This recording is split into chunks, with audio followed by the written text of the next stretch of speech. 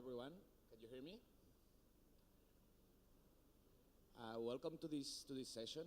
Today we're going to discuss about China startup ecosystem in China and whether foreign startups can make it there or not. So we have these amazing panelists today for this discussion. I will let you guys introduce yourself. Want to introduce yourself first? No, you go first. Okay. Hi. My name is Cindy Chow. I'm from Alibaba Group. I'm running a VC fund based in Hong Kong called the Alibaba Hong Kong Entrepreneurs Fund. This is a $130 million VC fund that we try to invest into startups in Hong Kong or with a connection to Hong Kong, trying to help to build the startup scene in Hong Kong. So I have been with Alibaba Group for some time, for 10 years already, previously with the finance role, but took up this, the role of running this fund when it was launched in 2015. Hi, my name is Yasin Aboudaoud. I'm the COO at Brink.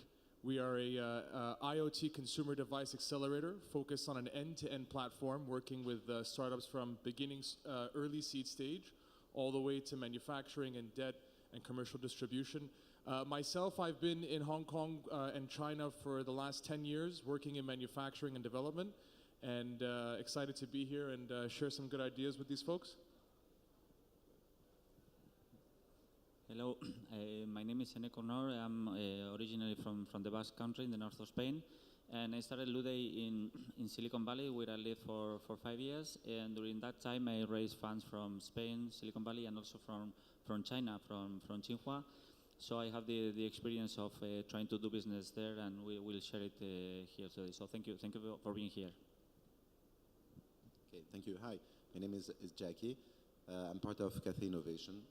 Cathay Innovation is a VC firm based out of Paris, and we invest in China, in Europe, and in the US. And we're part of a larger group called Cathay Capital, which is a private equity firm. So we manage around 1.5 billion euros.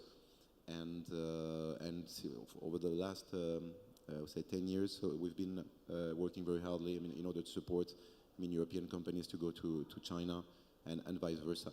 So I think this panel is quite relevant for what Cathay does, and I'll be happy to tell you a little bit more about what we do and how we do it to help companies to go into China. Thank you. And my name is Max Peiro. I'm the CEO of Sanpei Ventures. I'm from Barcelona, but I've been living in Shanghai for 9 years. Sanpei Ventures is a Shanghai-based venture builder. We work with Western startups to accelerate their growth in China. We invest in them, but also we build a team to operate these startups local in China. So let's start. First of all, I would like to ask the audience, how many of you have been to China? Could you please raise your hand? Okay, that's quite a lot. How many of you have been to smaller cities in China, not only Shanghai, Beijing, or the most touristic places? Okay, that's less. Well, quite a lot. So China, right? This amazing country that has experienced an amazing growth over the last years, from being the factory of the world to one of the most innovative markets in the world, but still a market that a lot of foreign startups roll out of their expansion plans because of I don't know, like cultural barriers, language barriers, just fear of the unknown. Today we will try to go deeper into this and then to understand what are the possibilities for these startups in China, right? We've seen a lot of big players that didn't make it in China.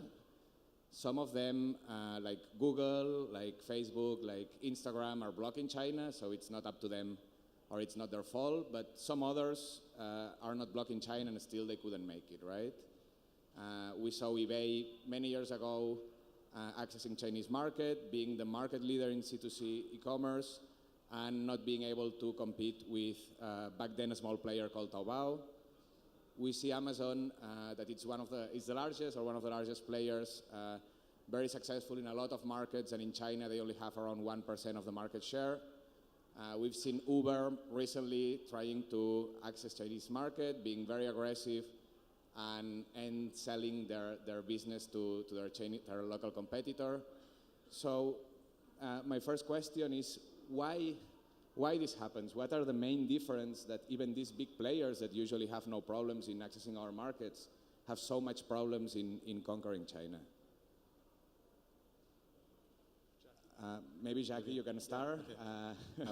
I will start. I mean, as Max is, as you're saying, so over the past decade, so China has experienced, I think, an amazing growth. And one of the, I'd say, maybe there are several reasons to do that. First of all is, the arrival of the internet. I mean, and if you look, in China, almost the Chinese have discovered the internet with the mobile phone. So in 2013, just to give an example, so there were around 600 million internet users, as opposed to 500 million mobile internet users. So which means that there is a new way, to basically to navigate on the internet, while before there was nothing. So, and this is something that you can experience in other industries. So the leapfrog in terms of technologies from the late 20th centuries to today has been amazing. We're talking about payment. It is something, they didn't have even a credit card, so it goes almost directly to Alipay, WeChat, and this type of payments. So mobile commerce, we have here a good example with Alibaba, we have JD, we have VIP, we have several examples.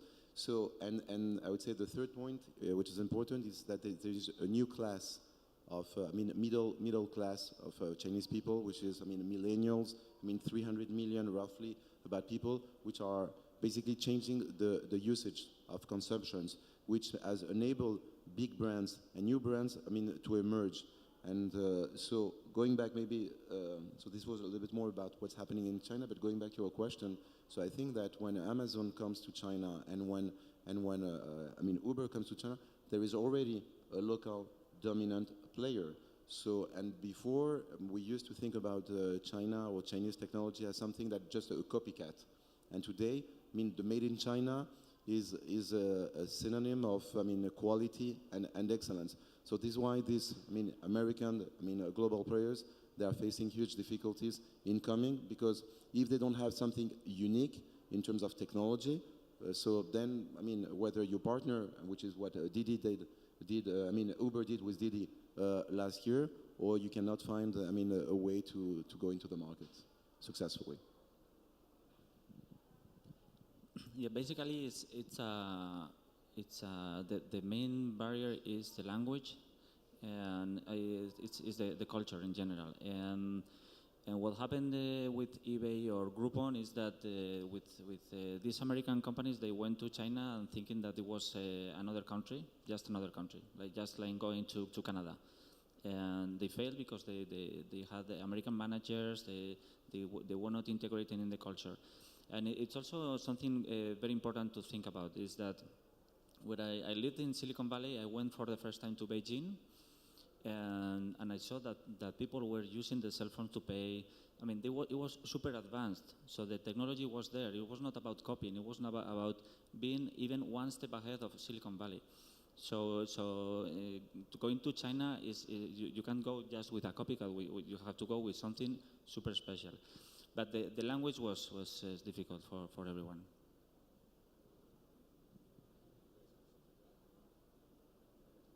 So we talk about big players, right, and the difficulties to access the market. What about startups? You guys mentioned that China is a unique market, right, and its ecosystem is nothing similar to other countries in the West. We've seen also recently that there are new trends and new sectors coming in, like car sharing, food delivery, even bike sharing. And what we see is that these local big players, like Alibaba, like Tencent, like Baidu, they rush to invest in the most promising startups in these sectors, right? So they not only expand their ecosystem, but also reshape these new sectors, right?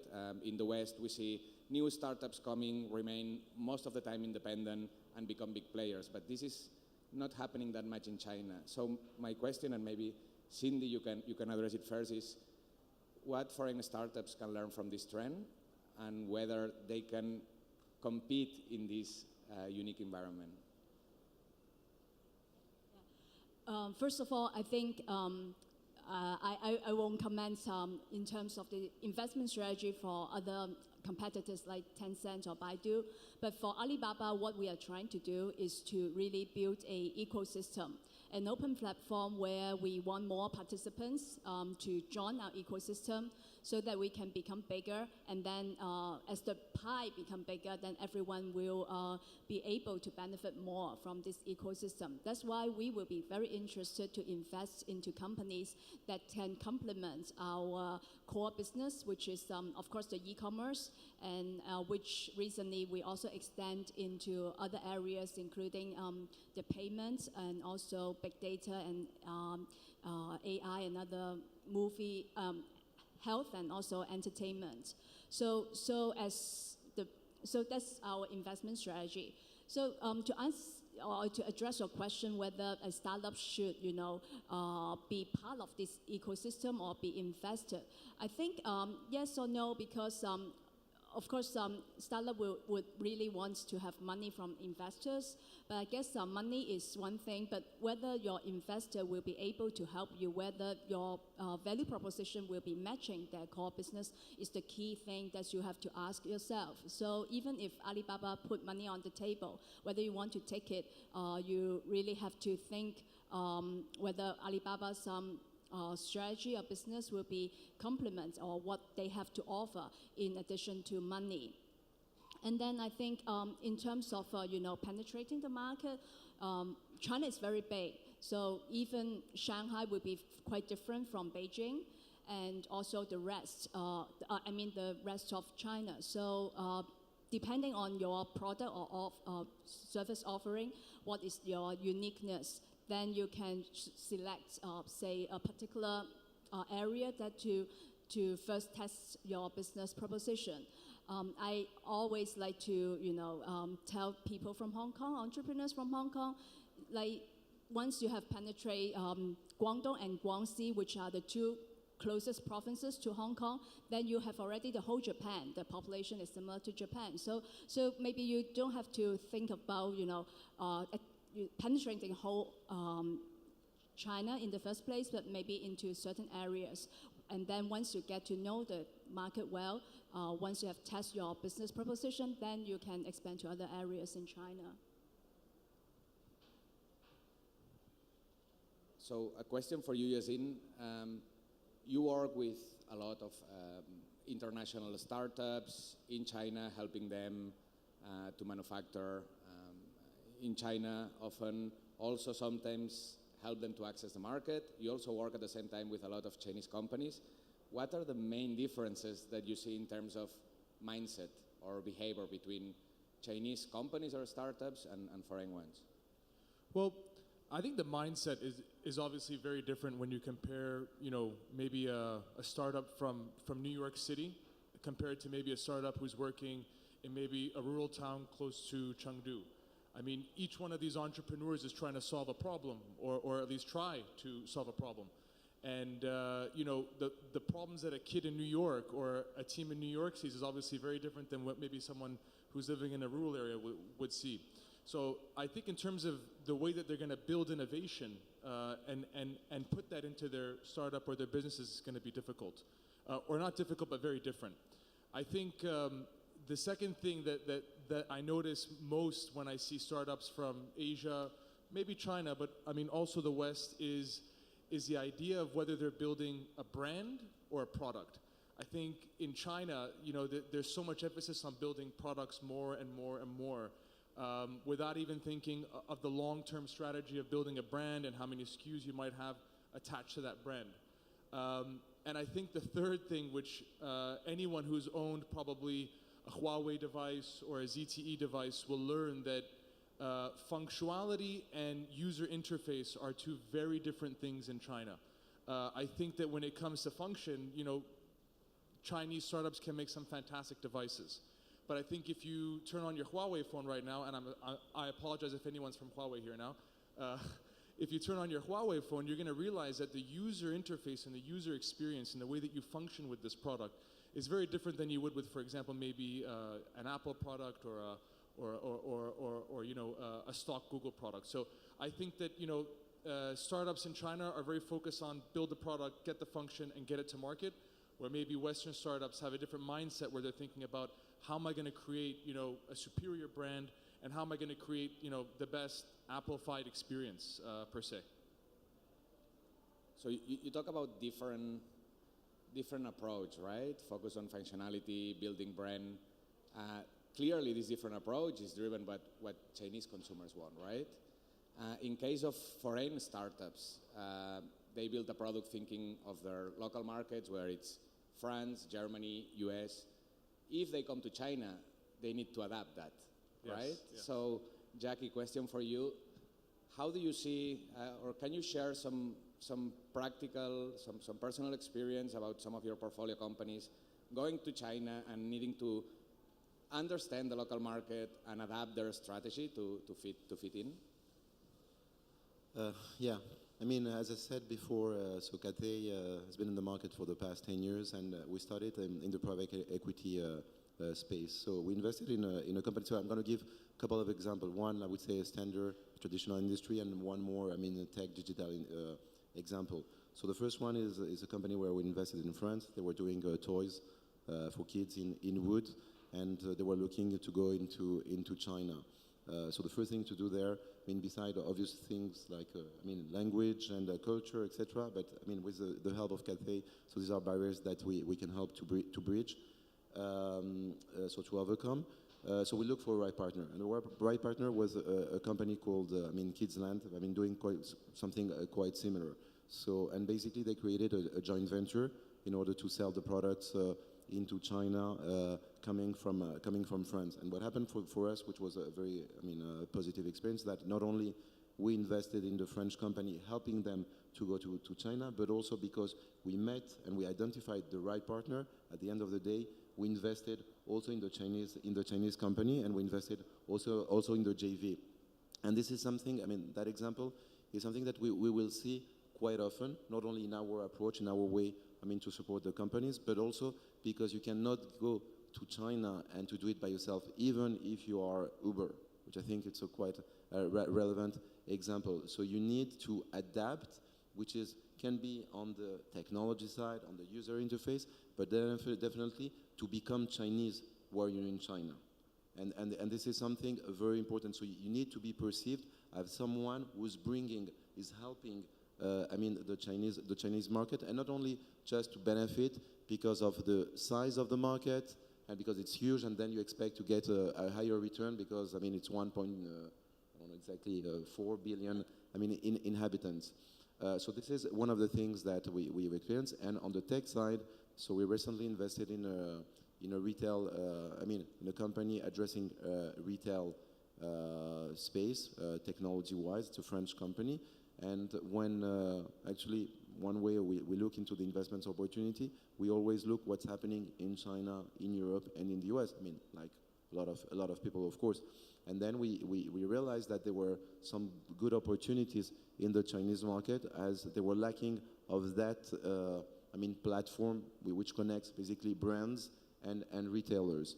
So without mentioning any names about the big retailers that are looking into using that platform, one of the things that the Chinese retailers were interested in is using the platform, but to source European products, which is at the end of the day, again, looking into what is the interest for the Chinese companies. Because one of the things that happened is, we have Chinese tourists traveling all around the world, and when they come back to China, they want also to get to access some of the products they've seen overseas, and so this is one way for them, to buy at home, whatever they've seen in Europe. So I say bottom line is that, again, make sure that you bring something to have the right partner, that's for sure, but that you contribute to the local ecosystem and to the local market. Thank you, Jacky. I think something else important too, with all startups, and we teach this in our go-to-market program, is that just because you have a good product and a good price doesn't mean it's going to work in China. you can create a product for $10 and they can probably copy it, manufacture it, and sell it for $8 in China, which is very easy to do. I think what's important is that you need to build your brand outside of China, maybe in the West or in Europe or wherever it is, and then validate your brand. And then when you bring that product back to China and you launch it in China, you'll actually be able to gain that equity there and gain that extra profit because you're a validated brand from abroad. If you jump right into China, I mean, you're really sidestepping next to a lot of the OEM manufacturers, guys with small brands, who are probably going to undercut on price very, very easily. We keep talking about the differences, the need to adapt to the local market, of course, but the mentality. Eneko, for you as an entrepreneur yourself, you've been dealing with China for a while. What are the things that shock you the most, or the things that you really found different and you can highlight? So the most surprising part in the beginning is again the language. So because you know in Spain we always say that the Spaniards we speak very bad English, but going to China I realized that there was even a very good English level in Spain, because in China, even when you talk to high level managers in huge corporations, they usually don't speak English, and that's a huge problem, because you have to bring an interpreter, a translator. And what happens there is that that's not the way to sell, because you know how to sell your product in a meeting, but the interpreter doesn't know how to sell. So basically, you are not selling. So that's why you need a Chinese local guy to sell for you, because otherwise it's not going to happen. So that leads us back to having a local partner, which is totally necessary. Even from small startups to huge corporations, the local partner from the day one, it's a must. Well, I think that the language barrier is something that would happen in a lot of countries that are not English-speaking countries. I think, of course, we tend to use English as the universal vehicle, but if we go to a country, we should adapt to the local language and the local culture, right? I think that it's changing more and more. One great thing about China is that everything moved forward so fast, right? So I think that the new generations are already coming with very good English-speaking skills, but still, like I think that the ability to speak Chinese, it's something that can help a lot while doing business now, right? Yeah, I am sure that you'll find more people, knowing how to speak English than people knowing how to speak Mandarin here, right? But I guess because I'm from Hong Kong, and also I am running a fund to invest in startups in Hong Kong. So I guess actually for startups that are trying to look into penetrating the China market, Hong Kong can be a very good launching pad for startups. Especially the Hong Kong government has recently pledged a large part of our budget to help startups. So last year they have put out 2 billion Hong Kong dollars, which is talking about 300 million US, and this year another similar amount of money. So I guess there are a lot of activities going on in Hong Kong, and corporates like ourselves, Alibaba, we are also having a fund dedicated to support startups in Hong Kong. So actually this is not a bad time for you to consider to come to Hong Kong, test your idea. Especially Hong Kong is a market where people are very receptive to new ideas, and we also are very close to China. You can have a lot of people or the right context that can help you to do the translation, to do the selling into China. So I guess maybe that is a way to think about going into China. And everyone speaks English in Hong Kong, right? Yes, most of us. Yeah, if I may add something regarding the language, I think what we're seeing today is like the entrepreneurs where we invest in, most of them have studied in the US, or they worked for big corporates in the US, so it's not anymore, I think, really an issue, the language. And the reason why they come back, Google from Intel, etc., people like that, they come back to China to set their companies because there are so many talents there because of the universities, of the engineers. So then, the scalability is and the speed of setting up a company is much higher than maybe in the US. So I think that indeed you need to adapt to the culture, but I don't think that the language today is really a barrier to do business in China.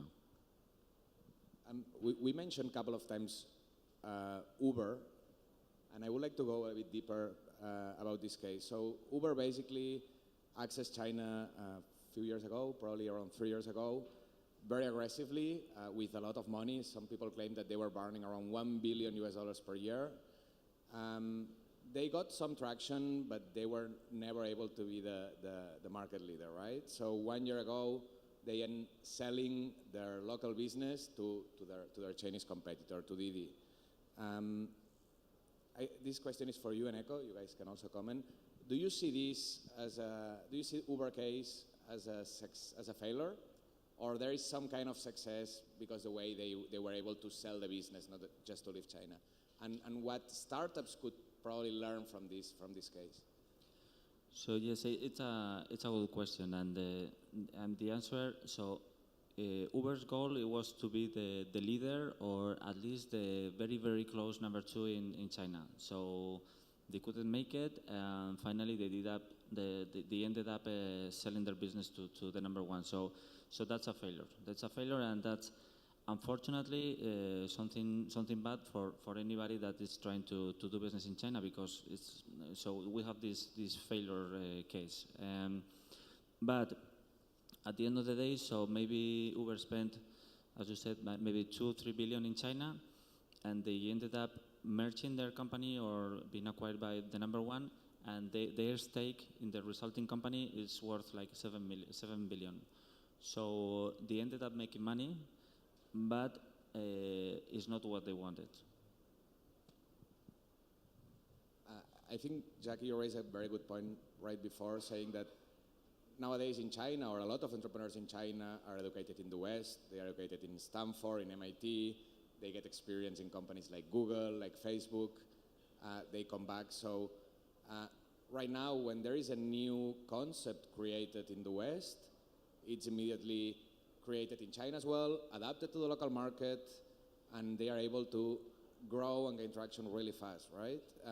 Uber case, for example, Uber, the largest unicorn, they were not able to compete with the local partner, really strong. We're talking about people with a lot of experience in the West, backed up by solid investors, Alibaba, among others.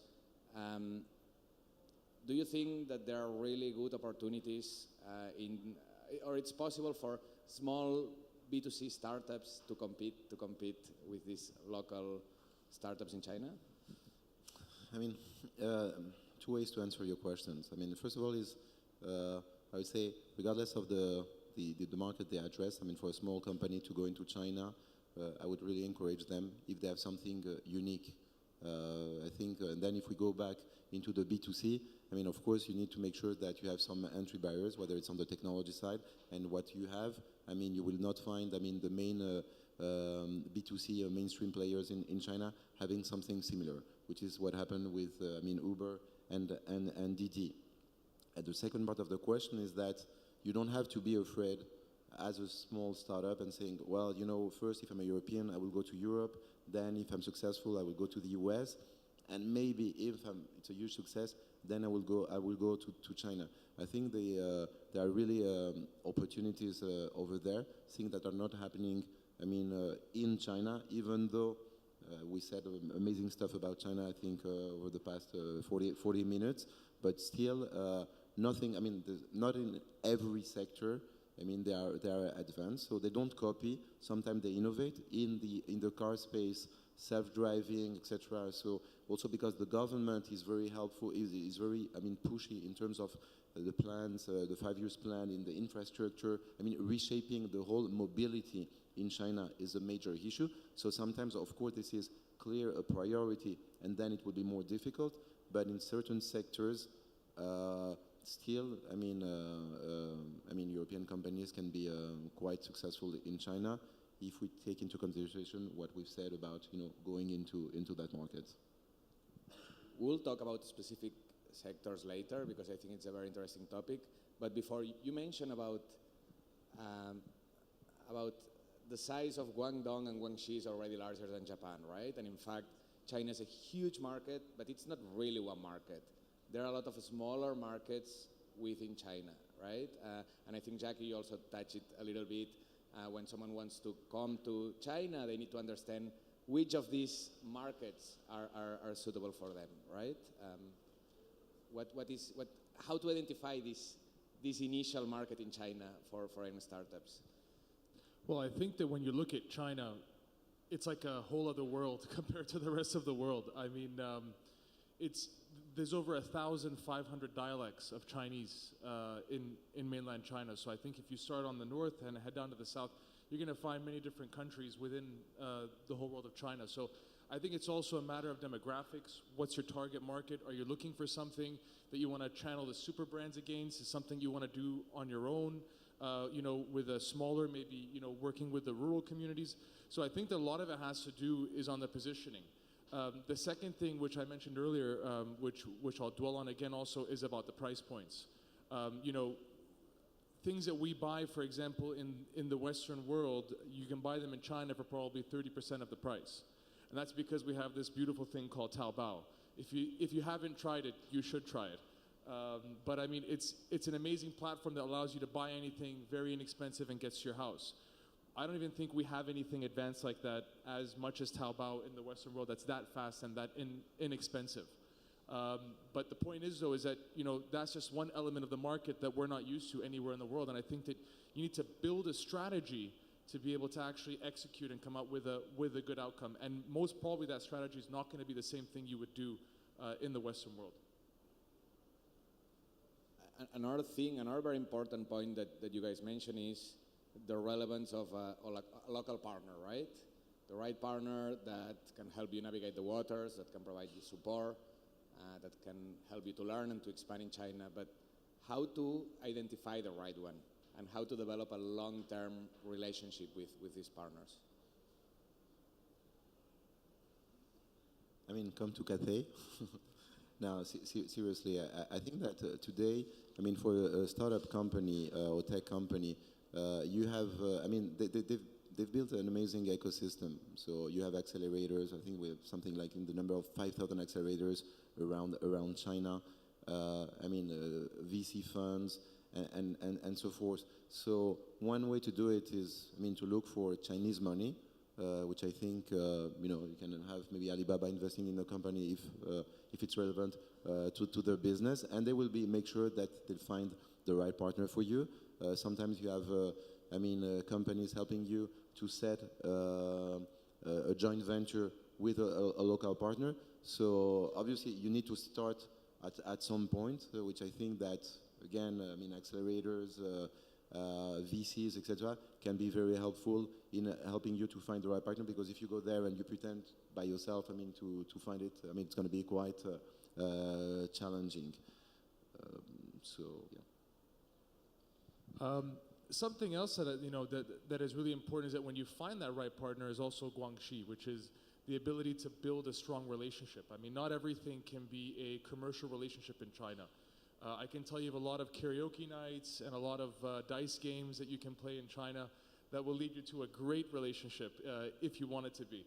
But I think that you also need to understand that China, the personal relationship, much as the rest of the world, is very, very important. And I think that you need to be patient with that and build that and make sure that you're aligned with whoever it is that you're getting into bed with.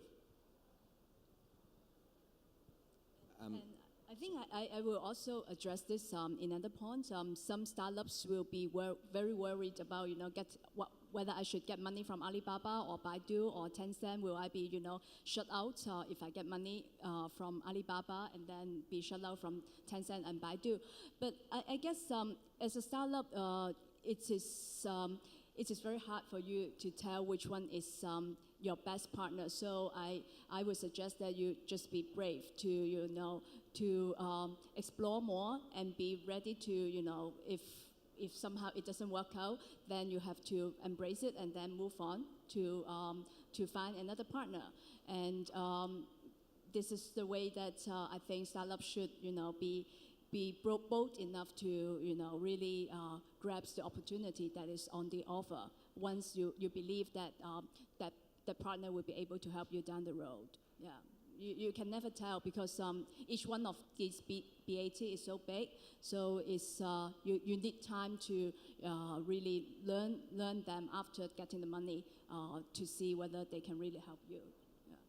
So Max, you mentioned the accelerator. So I think that maybe for a foreign startup, joining an accelerator, a Chinese accelerator, could be a good way to get into the Chinese ecosystem and to get access to good mentors and the right partners and investors. So that could be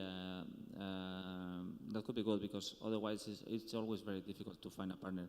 You really need to spend time building your network and trying to know everyone so that you can get there.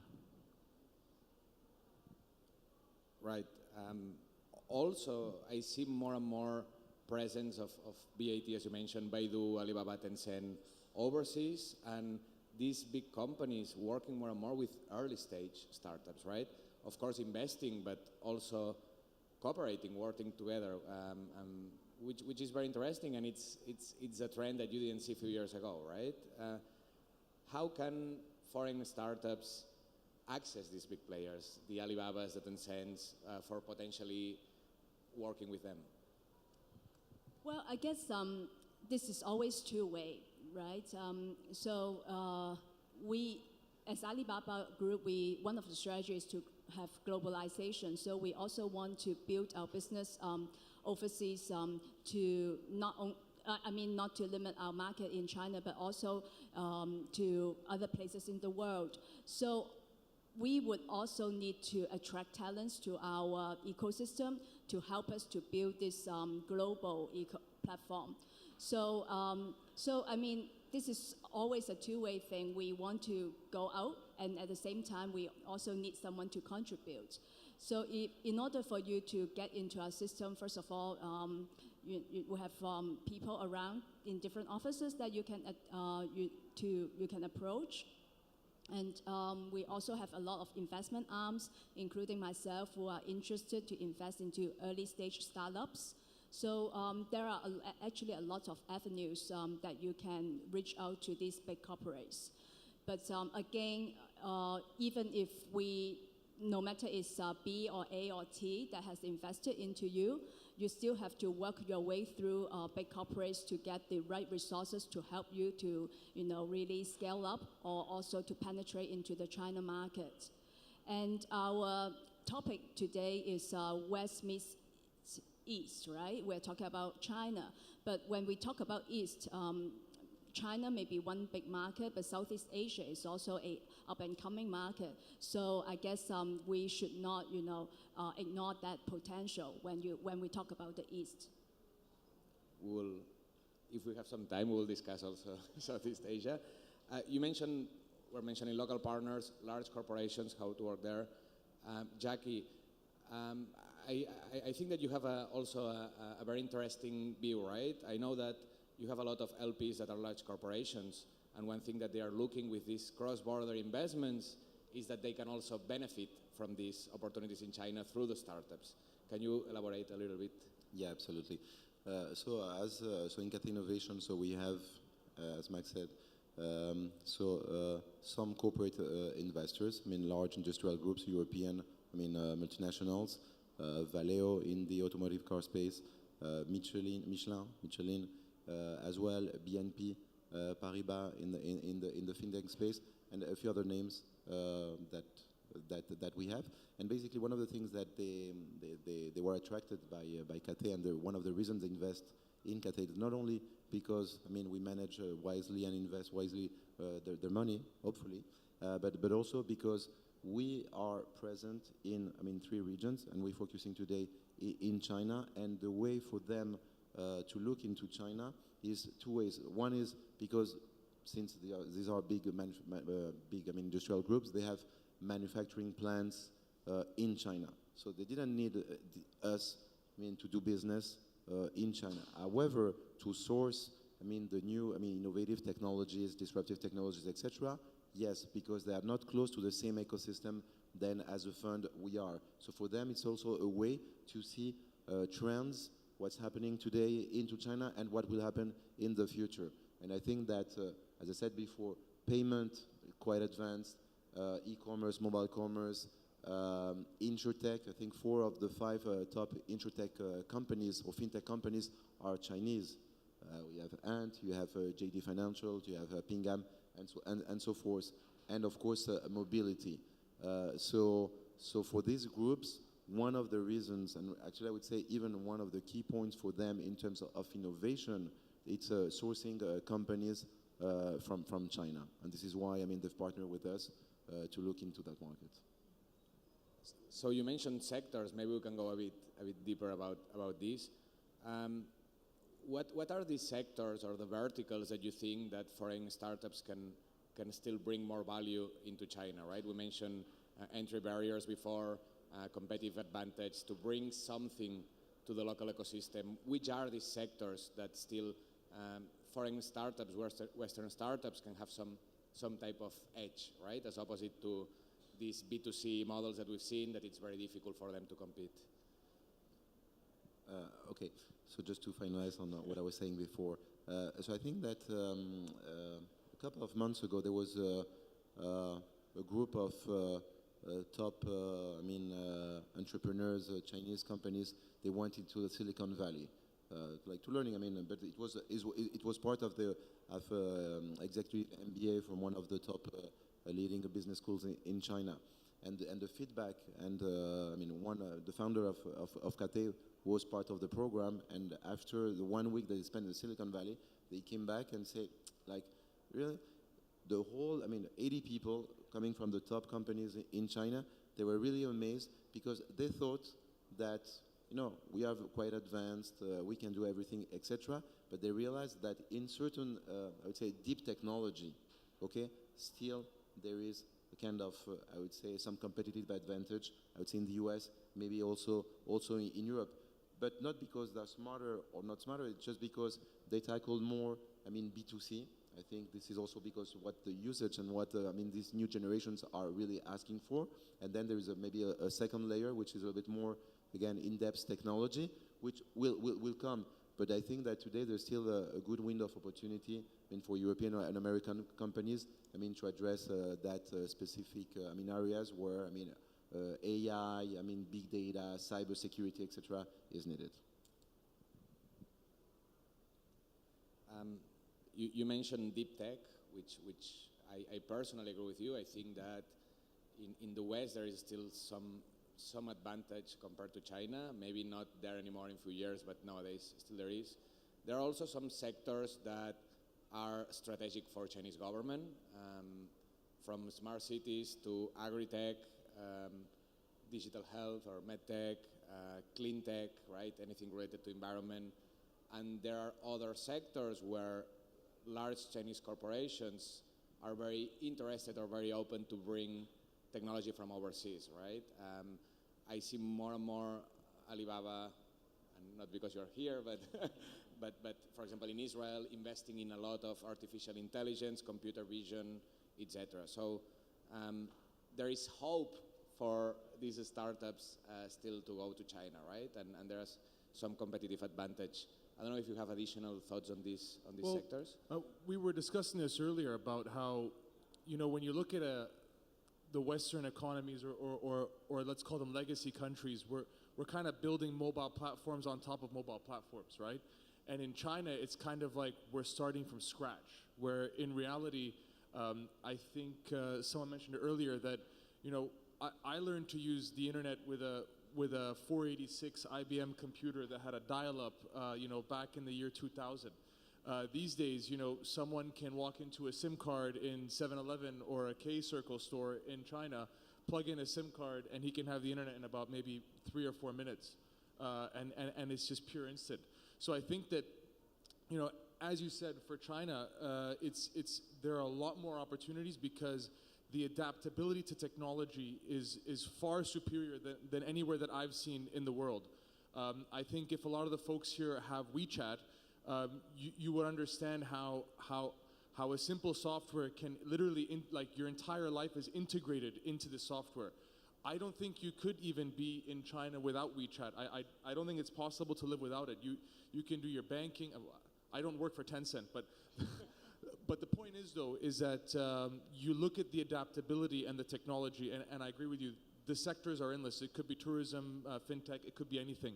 But there's no limit because the adaptability is there.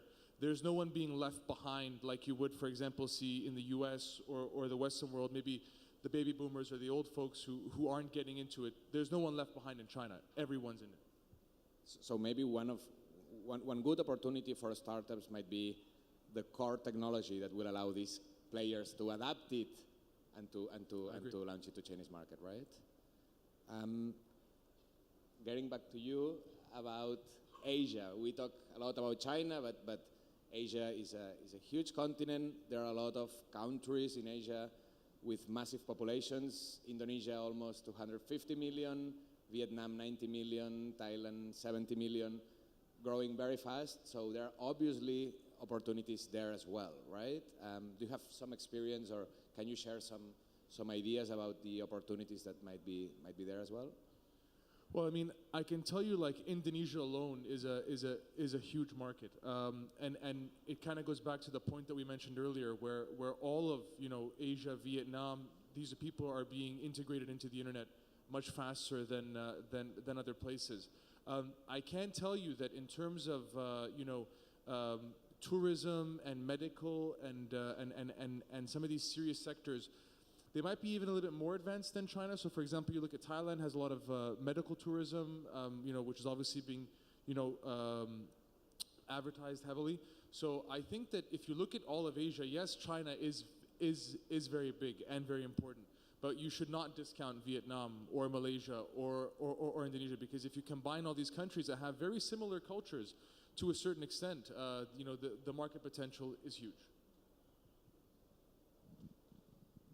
Yeah, what I saw also living in Silicon Valley is that either American and European companies, we were missing out Asia. I mean, it's like we don't realize that the center of the world is switching to Asia, and we are missing out the opportunity. So when I was traveling more and more to Asia, to China, to Japan, so I realized that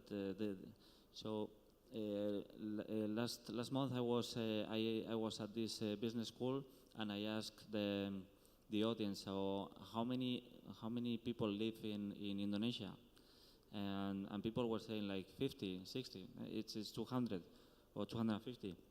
So imagine that market of people using cell phones every day. I mean, it's growing and it's growing super fast. And from Spain, we are focusing on going to small countries in Latin America, whatever. So it's of course it's more difficult to go to Asia, but we can't miss out that opportunity.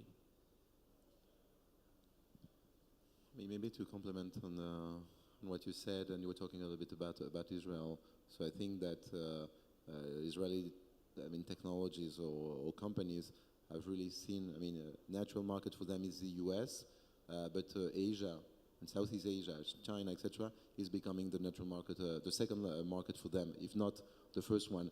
And we've seen, the BAT investing heavily in funds, in startup there.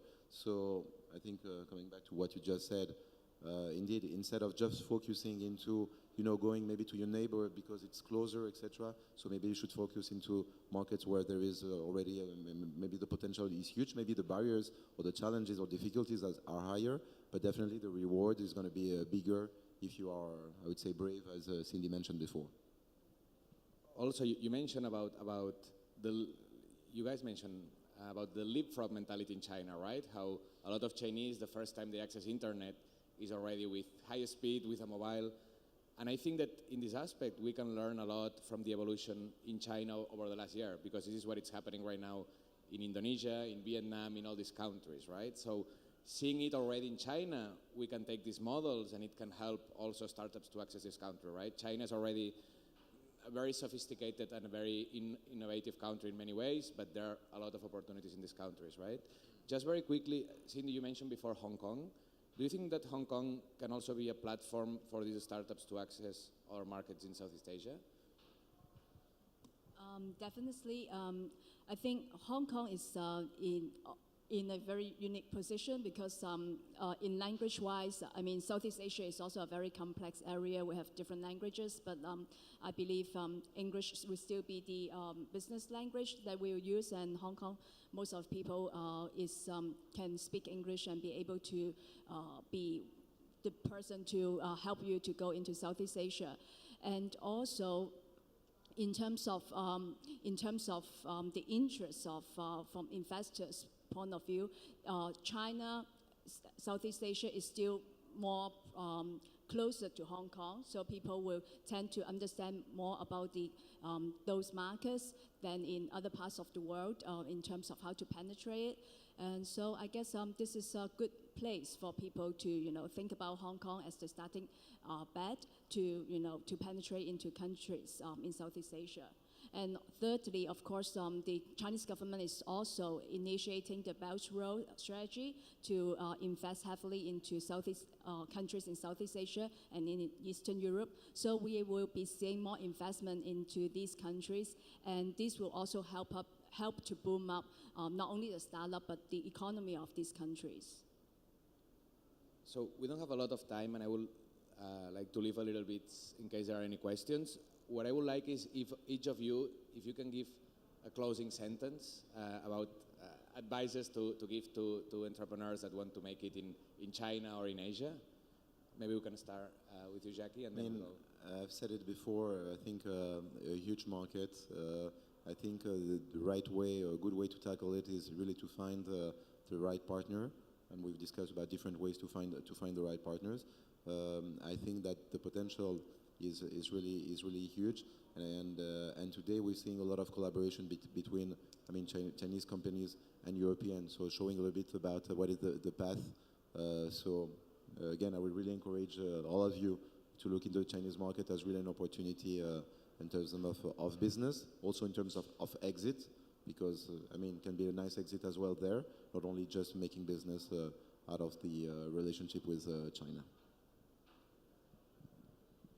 So I had, even if I had very bad experiences in Asia, like having a term sheet from an investor that was going to invest a big round, and finally in the last minute it didn't happen, and this kind of thing. So even with that difficulties, I think it's worth it. It's worth it to try to jump into China, because the market is huge and the opportunity is huge. But you need to invest money there, you need to spend time there, and you need to find the right partners there to succeed. So I think something I tell all of my startups is do your undergrad back home and do your master's or your PhD in China. And I don't mean going to a school for that. I mean, when you're going to go to China, really understand what China is and adapt to it. The Chinese have been manufacturing, a certain way for the last 100 years. Just because you're a startup and you think you have a good idea or a better way of doing things, doesn't mean it's the right way. So I think that you need to spend more time adapting to the Chinese way rather than them trying to adapt to your way. And I think the second most important thing is that when you do land in China, everyone will always say yes. No one will say no. And I would suggest that if you do get a yes, that you validate that yes and make sure it actually aligns with your strategy, and make sure that whoever you're working with is capable of providing on that yes. Okay, I think the gentleman has already shared a lot of their insights about going into China. So I guess I would just conclude by saying that, be bold and, part of the entrepreneurship spirit, just embrace all the challenges in China and go for it. I will be very brief and take some of your ideas. For me, obviously, there are amazing opportunities in China. It's difficult, but if it was easy, there wouldn't be that many opportunities probably, right? So be open to learn, stay flexible, and stay humble. That would be my advice. We have a little time for some questions. I don't know if anyone would like to ask something. So. I thank you so much for that, actually. Really, really good insights, even from someone who comes from Hong Kong, actually. So thank you for that. I'm actually from the Hong Kong government, and it's rather than a question, I just wanted to say one thing that was that didn't really get touched upon. I think if startups are interested to actually tackle China or whether they go through whichever countries, one of the good organizations you can tap into is your respective governments. So, oftentimes, for example, in Spain, in France, in Europe, in the UK, and in the US, they've got your trade commissioners, you've got your trade departments who are oftentimes very, very connected with the ecosystems in China, in Hong Kong, in Southeast Asia, and they would be a very, very good way for you to actually tap into that market in a bit more of a risk-free kind of way as well. And I just wanted to highlight that because the local governments are, an easy way to tap into all of that too.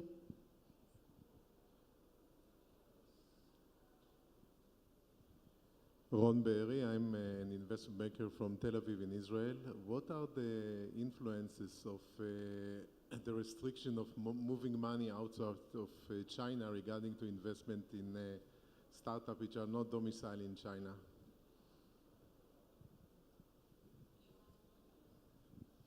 I mean, I'm not an expert on that, but the ways to invest in China so is offshore or inshore. So our fund invests in dollars, so we don't have any issues with getting back the money. Sometimes the companies they want to get incorporated inshore. So this is where especially for Cathay Innovation, we cannot invest in that. I'm just going to say one thing. Something else I suggest too is when you're going to enter China, especially on the financial side, start with Hong Kong. They have a great mechanism that will connect you to China without having to work kind of inside of those barriers of China. So that would probably be the first step that I would suggest you take. And then from there, if you go deeper into China, you could work obviously with the local system. So I think that's all. We don't have more time. Thanks everyone for attending, and I hope you enjoy this session. Thank you.